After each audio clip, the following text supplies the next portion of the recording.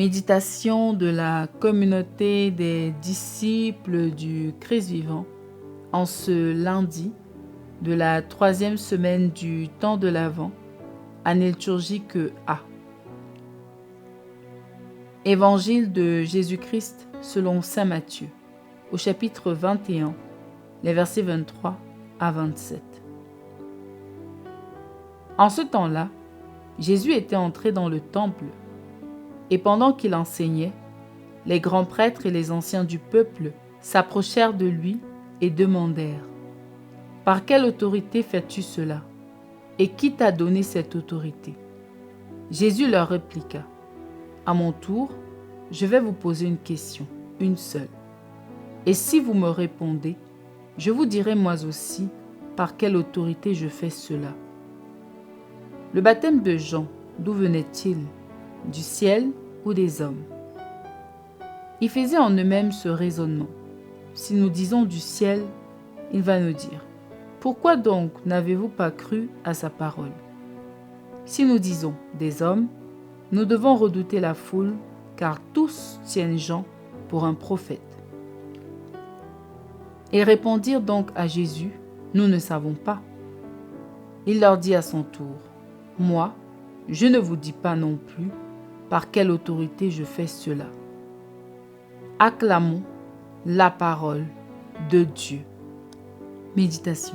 Frères et sœurs bien-aimés, rendons grâce à Dieu notre Père pour toutes les merveilles qu'il accomplit dans nos vies.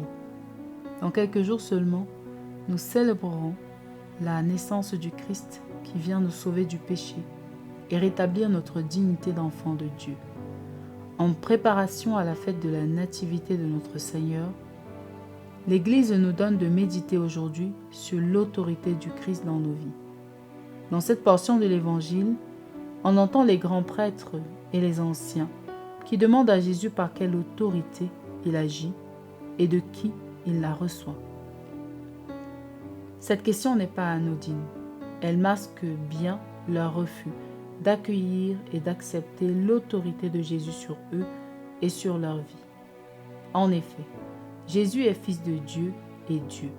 Il n'y a donc pas d'autorité plus grande que celle-là. Il agit par son autorité divine et cette autorité lui vient non seulement de son Père, mais aussi de lui-même. Les anciens et les grands prêtres savaient très bien que Jésus est le Seigneur et Sauveur annoncé par les prophètes, car ils connaissaient la loi et les prophètes.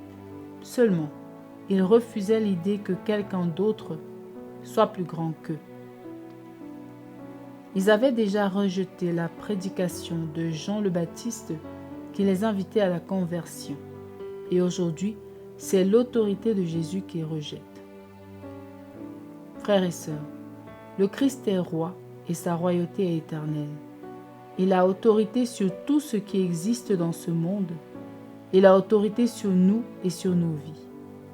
La question que nous devons nous poser aujourd'hui est celle de savoir si oui ou non nous avons ouvert la porte de notre cœur pour qu'il y règne.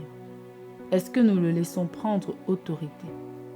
Si nous réfléchissons bien à ces questions, nous nous rendrons compte que très souvent nous agissons de nous-mêmes et refusons d'accueillir son autorité.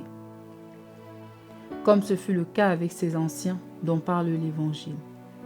Nous voulons avoir le contrôle sur tous les aspects de nos vies.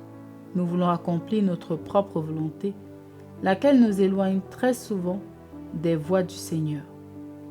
Bien-aimés, le Seigneur nous appelle aujourd'hui à reconnaître et accepter son autorité sur nous. Il nous a créés libres et voudrait que nous lui offrions nos désirs, notre volonté, ainsi que le contrôle de notre vie. Le laisser agir en toute liberté dans notre quotidien, c'est assurer notre bonheur. L'autorité que le Christ exerce sur son peuple n'est pas une autorité qui opprime, mais qui libère, guérit, apporte de la joie et du bonheur. Prions. Dieu notre Père, nous te rendons grâce pour ta parole qui nourrit notre âme au quotidien. Tu nous demandes de reconnaître l'autorité de ton Fils bien-aimé sur nous. Nous te prions, donne-nous la sagesse nécessaire pour comprendre le sens de l'autorité du Christ, pour ainsi nous abandonner totalement à sa volonté. Intercession. Seigneur, nous te présentons tous les dirigeants sociopolitiques du monde. Accorde-leur la grâce d'accueillir ton autorité sur eux et que, prenant exemple sur toi, ils puissent exercer sur le peuple non plus une autorité oppressive et injuste, mais qu'elle leur permette d'améliorer les conditions de vie de toutes les couches sociales. Maman Marie, prie pour nous. Exercice spirituel. Prenons un temps pour méditer sur les situations auxquelles nous faisons face maintenant. Laissons Jésus y régner pour nous sauver. Loué soit Jésus-Christ à jamais. Méditation rédigée par Minette Miafo de la communauté des disciples du Christ vivant.